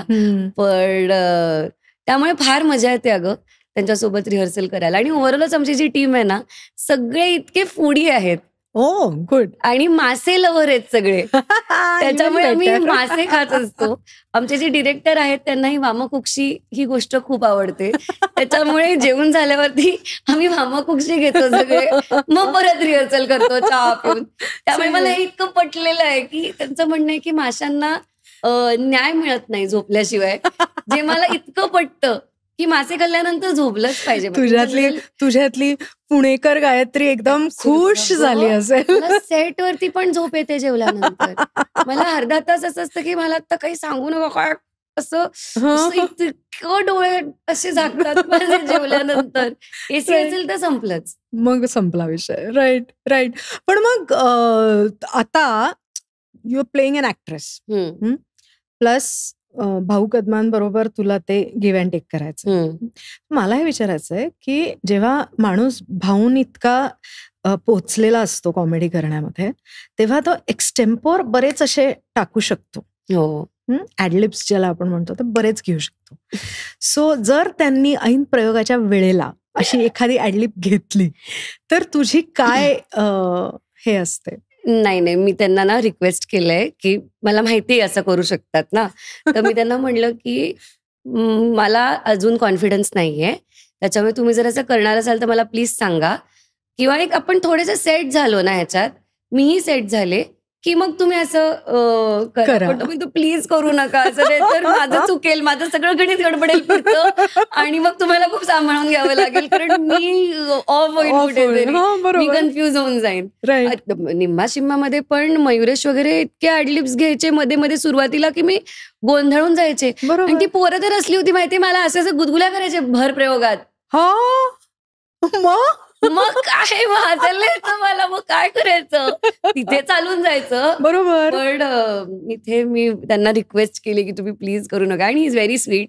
ही सेड ओके मी पण नाही करणार, आपण जेवढं ठरले तेवढं करूया चांगल्या प्रकारे, मग ॲडलिप वगैरे करू. सो या, that way is very supportive. कधी सुरू होत आहेत प्रयोग? सो शुभारंभाचा प्रयोग 5 ऑक्टोबरला आहे पुण्यामध्ये.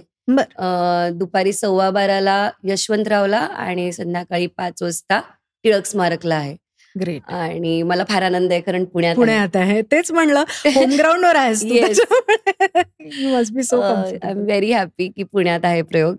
तर नक्की या, नक्की. नक्की. आणि आई बाबांची काय रिॲक्शन आहे? आई तू आता बाबा थिएटर करतेस. आई बाबा आर व्हेरी खुश. कारण त्यांना असं वाटतं की मी अजून थिएटर केलं पाहिजे, मी करत राहिलं पाहिजे. आणि मलाही असं वाटतं. पण समहाऊ मध्ये अनेक वर्ष ना टेलिव्हिजनमुळे वेळ नाही मिळाला मला थिएटरला द्यायला. बरोबर. कारण तो जो 1 महिना 1.5-2 महिने लागतात ना रिहर्सलचे, ते काढायला वेळ नव्हता. कारण एकानंतर एक काहीतरी चालू होतं. राईट. बट आत्ता मला फार आवडलंय मला की मला हा वेळ मिळालाय आणि त्या मिळालेल्या वेळात मला नाटकही मिळालंय वाह. आणि ते इतकं छान नाटक मिळालंय. Right. सगळं असं जुळून आलंय असं वाटतंय मला. आणि मी खूप एन्जॉय करते ही प्रोसेस. खूप वर्षांनी निम्मा शिम्मा सुद्धा वॉज इन 2019-20. सो एक 5-6 वर्षांनी पुन्हा नाटक करताना मला फार आनंद होतोय. वाव, बरं झालं तुला वेळ मिळाला, हे खूप चांगली गोष्ट झाली. आणि तू ऍक्ट्रेसच कॅरेक्टर करत असल्यामुळे आय थिंक तुला बऱ्याच गोष्टी अशा ज्या मे बी तुझ्यात नसतील त्या तुला रिअलाइजही होतील. May be.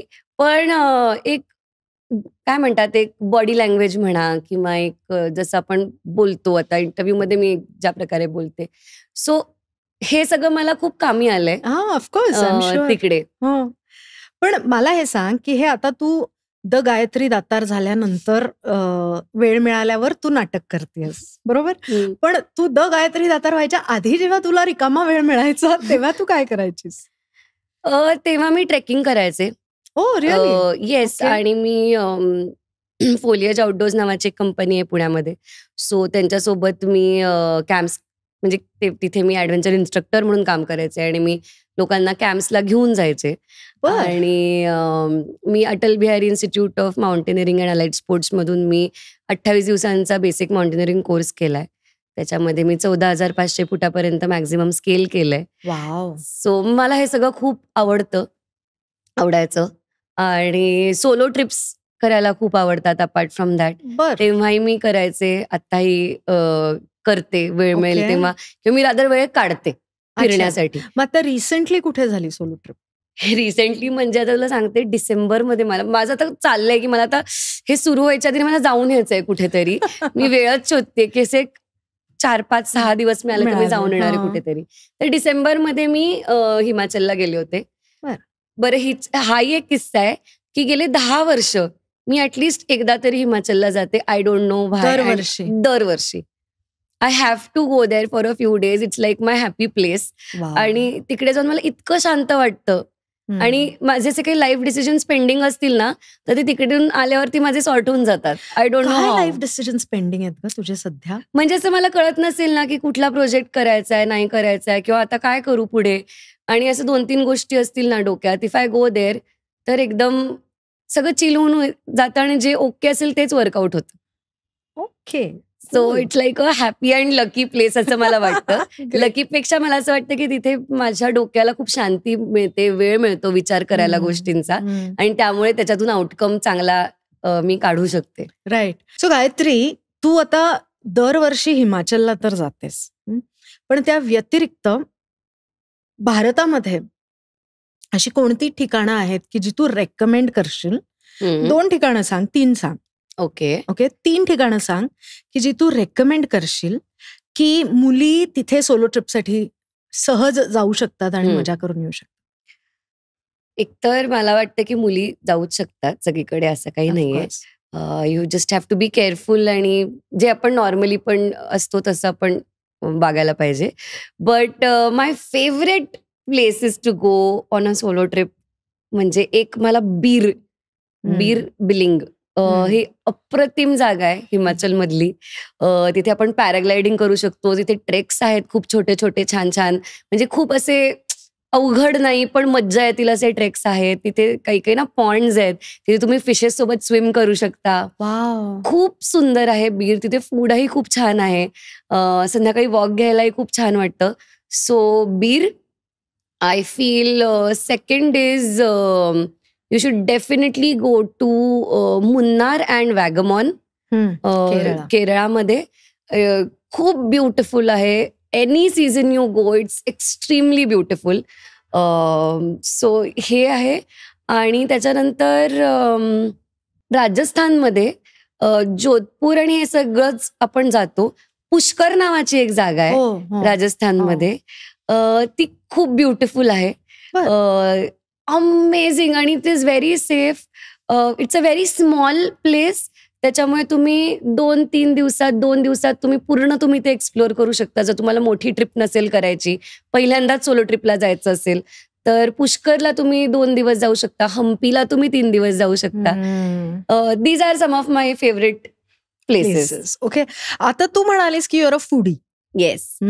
सो तुझे 3 पुण्यामधल्या जागा की ज्या तू न विसरता जातेसच तिथे खायला. ओके. So obviously Vaishali. ऑब्व्हियसली. त्याच्यानंतर एक ना, दिस इज नॉट व्हेरी पुणेरी बट ई-स्क्वेअर आहे, त्याच्यावरती एक रेस्टॉरंट आहे खूप वर्षांपासून. तिथे थाई फूड खूप मस्त मिळतं. त्याचं नाव ओरिएंटल कनेक्शन्स होतं आधी, आता काहीतरी बदललंय. But great Thai food you get over there. Okay. आणि फिश करी राईस आधी माझ्या घराजवळ होतं लॉ कॉलेज रोडला. आता ते आय गेस बाणेरला आहे. तर अमेझिंग फिश. बाकी कॉफीसाठी आय फील नवीन आउटलेट निघाले बुकबार नावाचं. इट इज ग्रेट कॉफी मिळते तिकडे. आणि इन जनरल पुण्यातलं कॉफी कल्चर खूप भारी झालंय सध्या. Every nook and corner you have coffee. Barometer is amazing. I love barometer. या सो काटाकीर मिसळ. बॅरोमीटर इतक्या जणांनी रेकमेंड केलं की आता बहुतेक लोकांना असं वाटायला लागेल की बॅरोमीटर आमचा पार्टनर वगैरे. नो यार, बट इट्स जेन्युइनली गुड. आणि what I like about barometer की तुम्ही डोळे बंद करून असं एका हे ऑर्डर केलं तरी ते छानच असतं यार तिथलं. राईट. आणि मुंबईमध्ये ओके. सो मला बडेमियाला जाऊन खायला खूप आवडतं. बडेमियाच्या गल्लीत एक बगदादी नावाचं रेस्टॉरंट आहे, तिकडे जाऊन खिमा खायला खूप आवडतो. ओके. त्याच्यानंतर सी फूड साठी मला जय हिंद नावाचं एक रेस्टॉरंट आहे, हायवे गोमांतकच्या बाजूला एक छोटंसं रेस्टॉरंट आहे खानावळ टाईप. करेक्ट. तर अप्रतिम मिळतं. म्हणजे गजाली महेश वगैरे आहेच, पण जय हिंदला if you not gone you should go. त्याच्यानंतर बँड्राला राईट. नाही, हायवेलाच आहे. म्हणजे बँड्राच्या जवळ. येस. आणि त्याच्यानंतर I love Tanjore tiffin. It's one of my favourite. मी सारखं खात असते तिथे किंवा मी सारखं ऑर्डर करत असते तंजोर मधनं. So Tanjore tiffin room. आणि यार खूप आहेत, मला खूप आवडतं खायला म्हणजे. ओके. पण मग मला आता अजून एक सांग की तुला एवढं खायला आवडतं, तो फिर आपकी सुंदरता का राज क्या है? आप मेंटेन कैसे करते हो खुद को? खाना. येस. सगळं खाते ना मी, सगळे न्यूट्रिएंट्स मला व्यवस्थित पोचतात ते सगळं खाल्ल्यामुळे. त्याच्यामुळे माझी स्किन ग्लो होते, त्याच्यामुळे माझे केस छान आहेत. Okay. No, genuinely what is your beauty routine like?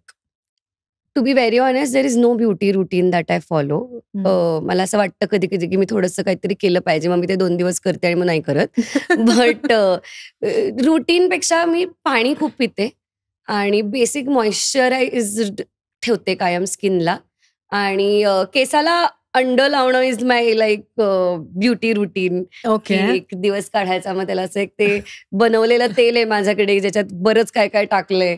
So ते तेल आणि अंड असं एक लावून बसायचं, मग चेहऱ्याला बेसन लावायचं. सो ते असं खूप कधीतरी करते मी. बट घरगुती ते मला काय म्हणतात, फेशियल ते केमिकल लावतात, ते मला भीती वाटते की आहे ते खराब नको व्हायला त्यांनी. बरोबर. काय रॅश बिश आली तर प्रॉब्लेम. सो मी ते काही करत नाही. पण हे असल्या कॉफी आणि हनी स्क्रब बीब अशा घरगुती गोष्टी जे सगळे करतात ना, किंवा राईस फ्लोर आणि ॲलोवेरा वगैरे, हे ते एक राईस मास्क सध्या निघाले कोरियन, तर ते सगळं करत असते मी कधी कधी. ओके. बर. आणि तुला जर ऑप्शन दिलं की नाटक, सिनेमा, सिरियल्स, तू काय चूज करशील? सो तर बाकीचं 2 तर मी करतेच आहे. So cinema.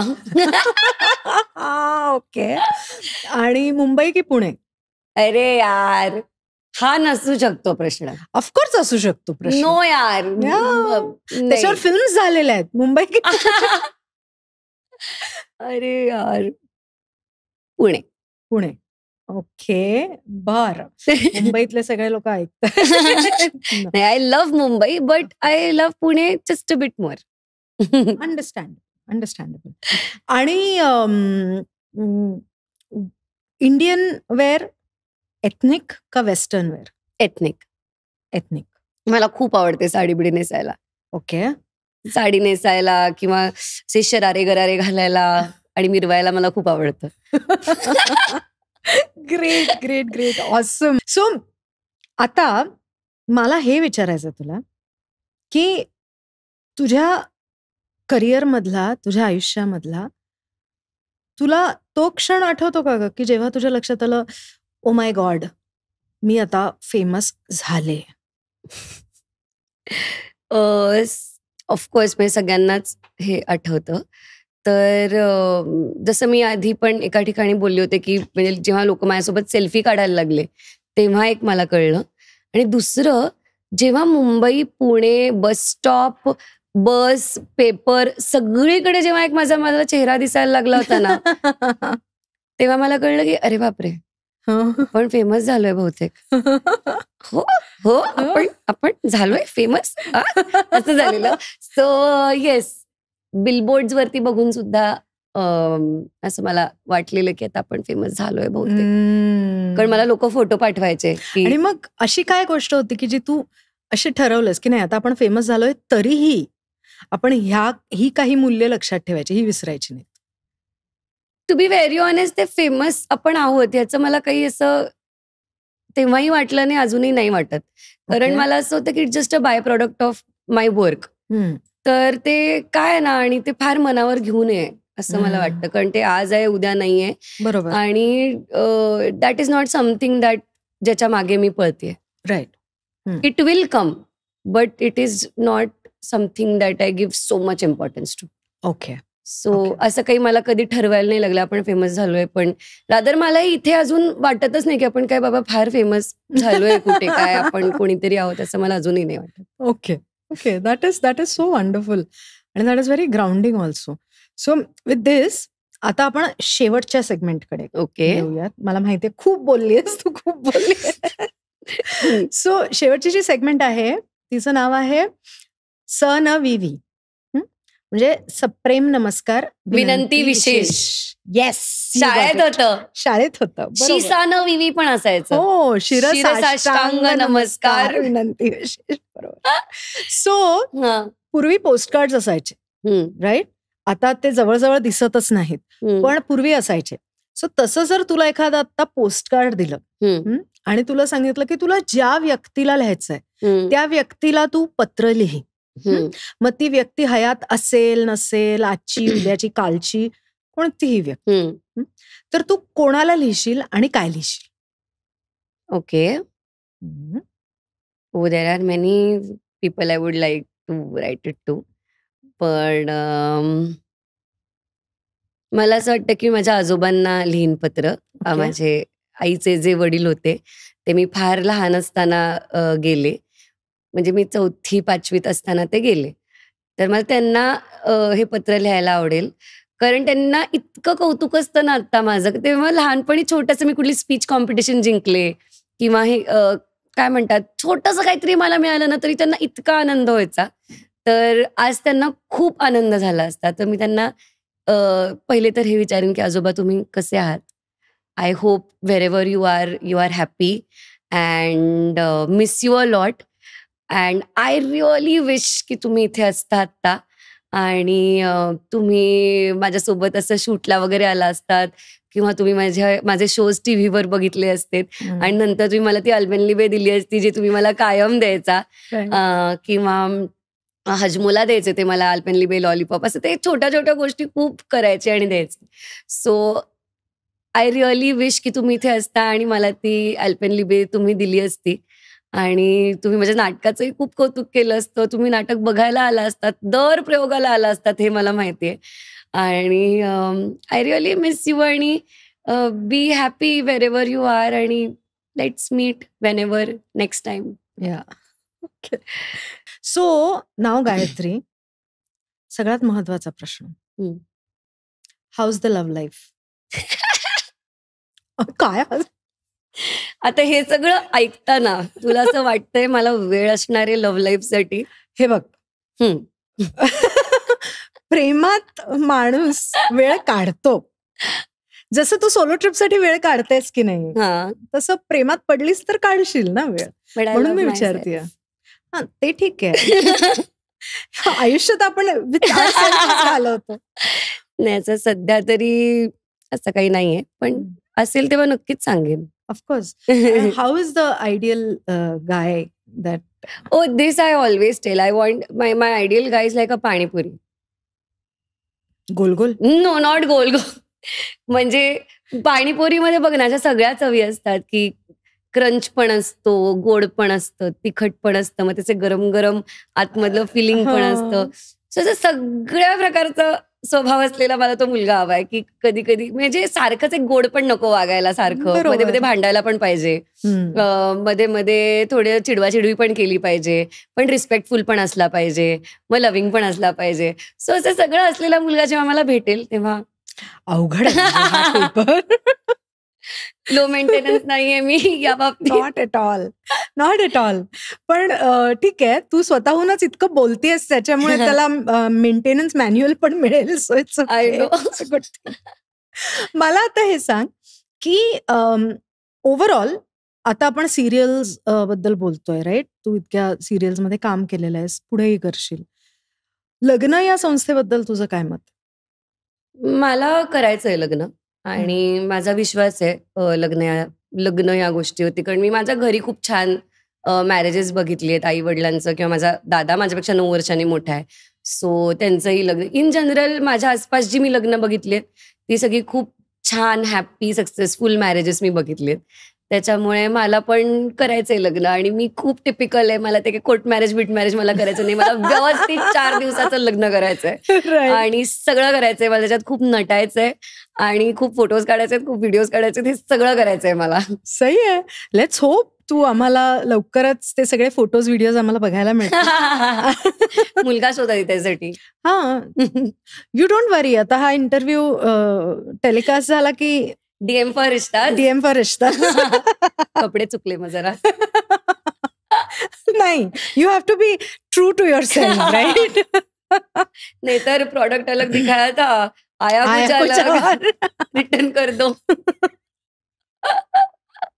डोंट वरी, तुझ्या बाबतीत नाही होणार. एनिवेज, सो गायत्री, तुझ्या एवढ्या सगळ्या गोष्टी चाललेल्या असताना, सोलो ट्रिपचं प्लॅनिंग चाललेलं असताना, तू वेळ काढून इथे आलीस आणि आमच्याशी गप्पा मारल्यास त्यासाठी खूप खूप खूप धन्यवाद. आणि तुला ऑल द बेस्ट. तुला जेवढी नाटकं करायची आहेत, जेवढे कॅरेक्टर्स करायचे आहेत, फिल्म्स करायचे आहेत, ते सगळ्या तुला मिळवत. आणि I hope that you have a really really successful career for the coming next decades together. Thank you so much, means a lot. आणि मलाही खूप मजा आली तुझ्यासोबत गप्पा मारून आणि इकडे येऊन. आणि thanks for calling me here आणि wishing so well for me यार. Always, always. थँक्यू.